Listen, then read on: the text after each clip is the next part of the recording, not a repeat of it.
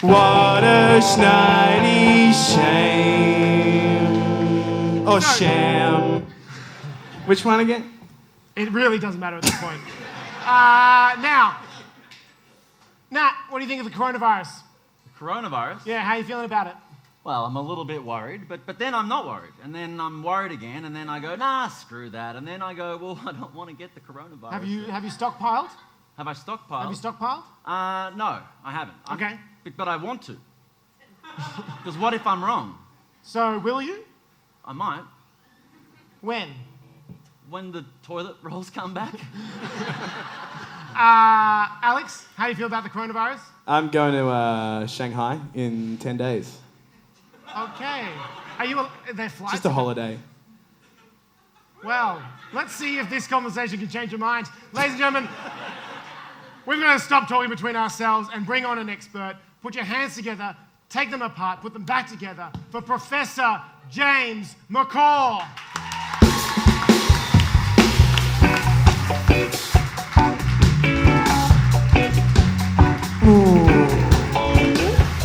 Time for some science. The full hour show. It's the full hour show.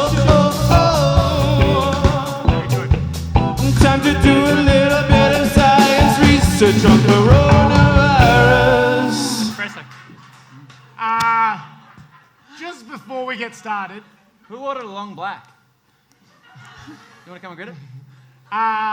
just before we get started, in mathematical circles and in university circles, you're quite a big deal. You should ask my colleagues up the back, actually. Colleagues, is he a big deal? So, just quickly, what makes you an authority to speak about coronavirus in front of 200 people? It's a very interesting question. So, I didn't study clinical medicine. I didn't study biology. It's a good start, right? Yeah. No, but actually, I studied... You can leave now. So press the button. Indeed. I studied physics as Okay. a high school student and as a university person. And then I accidentally fell into this world of epidemiology. I didn't know I was going to. And What was the point there? How did you accidentally fall? I saw a job and it looked really interesting, and they said, we want someone to work in epidemiology and they need to know physics or maths or something like that. So it wasn't an accident, you just clicked a job search button. Yeah, indeed. And that was 15 years ago. I walked into the first bit of planning post-SARS, helped the Australian government develop models to understand how diseases spread. Okay. Lived through the 2009 pandemic, and now I'm here. How does physics and maths help you do anything that a doctor would do? Like, Right. why have you on instead of just any old Right. So, PhD student or PhD so professor? doctors are trained to help deal with the patient in front of them. And Okay. that's what they're very good at, and that's how they keep us safe. A disease spreads through a population. If I'm sick, you're at risk. If I'm cured, that helps me, but it also helps you. So there's this link.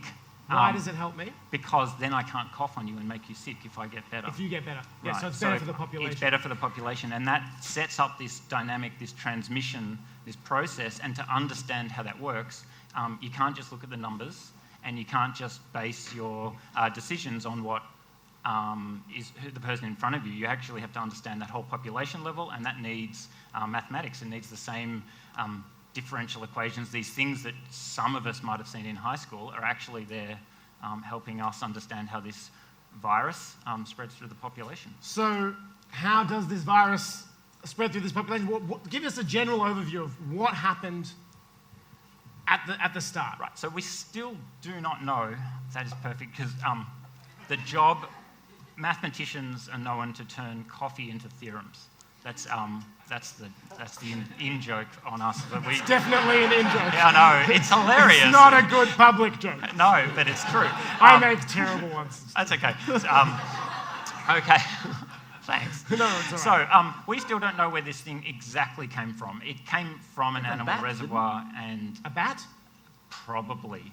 I heard it was a bat in At a the moment, I'm going to say market. it's actually academic. It doesn't really matter, because now what we know and we've known since mid-January, is this is spreading from human to human. Started in that region of China, and now it's clearly out into the wider population. And there's 50 odd cases in Australia now. There's 11 deaths in the United States. So it started and it spread, and once it gets going, it's a little bit like to link to the other thing of the summer, it's a little bit like a bushfire. It started off with little spot fires, and you can try and put them out. Yeah.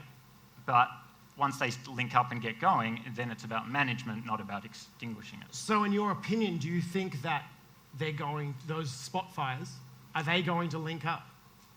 I think it's absolutely beyond doubt. If we'd had this interview last week, I would have been very cautious. I suddenly got all very quiet and very serious. That was an in-joke, wasn't it? No, I think it's becoming really clear in the last week or two that this is going to spread. We don't know how bad it's going to be yet, but it's definitely going to spread. What do you think? Ballpark?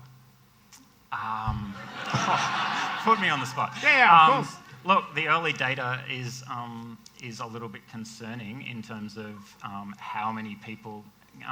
This is not what we want to hear. Severely infected. I know it's a real downer. This is a comedy show, James. Oh well, we're all going to die. Hey! I hope the government doesn't hear me say that. What's it like dying from coronavirus? You can't tell people that. You can't go around. Do you really think we're all going to die? No, I think that would be... no, of course Okay, we're not you going can't to. joke around that. Just the old ones, right? Just the old people. Yeah. So ballpark figure, how many are going to get infected? That's something we do know. We're much more confident about how many people be infected. We just don't know what the consequence of that is. Okay. I reckon somewhere between 20 to 60% of the world's population. I reckon that's a pretty good estimate. Can you just repeat that? I think probably 20 to 60% of the world's population will be infected in the next year. Okay. And 90% of us at least won't mind. You'll never get me on the show again.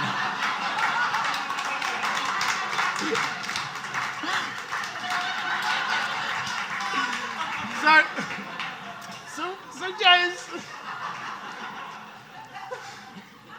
what's going to happen? Like 40 to 60 people are going to, 60% of people are going to be infected.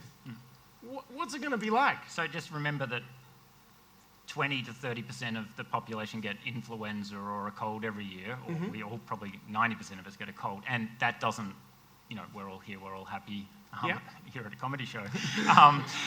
So the consequence of this thing are still uncertain, but I will just go properly serious for a moment. This could be really defining in terms of sort of a global event. Okay. And what do you think the government is doing about this? Like what? Yeah. In Australia? Yeah. So the Australian government actually is doing a fantastic job. They've been planning since January, at least. We've been planning for 15 years in terms of general preparedness for these things. So they knew about it? No, so in general. And they've known about it since about December. So when we've been... ScoMo was just like, Jack, that's free. You get your segment later. But since January, we've been... there's a whole team, there's a few of them up the back there, led by another, one of my close colleagues at Melbourne Uni. We've had a team, we've been working with the government every day, including Saturdays and Sundays, for the last 7 or 8 weeks, preparing, trying to understand the data, try and develop the ideas around how to respond effectively. And I think that planning's all there, and it'll help us all adjust our behaviour and stay safe. I still think what is hardest is that it's all still a bit vague. And I know that you probably can't help with that, but it just feels like, yes, 40 to 60% of the population are going to be infected. It's going to kind of be like the cold. But, like, people are stockpiling, people are, Oh, can I have some of that, actually? It's mine! No! Don't try and bring the mood down and then bring it back up again, James. It's a somber tone from now on. What should people be stockpiling? Like, should be like? Yeah. So, don't say they should go right now. leave quick. Go and buy. Slowly. it's one of those things where our anxiety is peaking, right? Yes, mine is peaking right at this moment. Right. Mine has been slowly building, and I heard before, just before I came on stage, sometimes you're feeling excited, worried, sometimes you're feeling pessimistic, optimistic, flipping, and the professionals, us working on this, we're going on that same roller coaster. But yeah, we didn't buy any toilet paper last week, but we bought just a few things, just a couple of things. Extra. You've bought it, you've stockpiled. Is that what you're saying? Just a I was little about to move on, and you're like, and then we bought a couple of things. Just a little bit. Yeah, we've got like an extra bar. What's the stockpile for? So it's not to like survive Armageddon. That's definitely not what it's about. It's that if you can have behaviour that smooths out and makes life easier around a peak stress time, then everyone is better off. So it's just about smoothing out the wobbles and the fluctuations, which will inevitably come from something. So if for some reason a couple of businesses closed and there was a shortage of, let's say, toilet paper in this example, by having a little bit more, you're not going to be as panicky when the shops close. Yeah, but what's actually happened with this toilet paper at the moment, apart from its great comedy on the... I think when going around saying online. 40 to 60% of the population is going to be infected, I think that's a pretty reasonable reaction. Yeah, it is. In a way. Yeah, I really didn't think I was going to turn this way. At the same time, that actually is an overreaction that won't help us manage something that needs people to, once they get over the anxiety bit, then make some sensible choices about, not shaking hands and things like that. That can make a huge difference. Okay, so due to the nature of this show, we kind of have to start wrapping things up. Yeah. My question is, if people are interested in what you've had to say and people want to get more informed, rather than getting their news from a live talk show, With a good guest. with a good guest,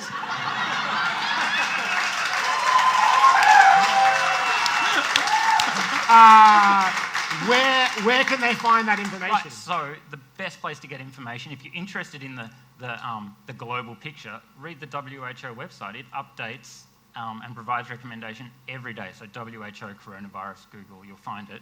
And if you want advice on how to respond here in Melbourne or in Australia, you should be looking at the government website. The Department of Health, either at the Commonwealth level or the state level, has advice, and that advice is well-informed advice. And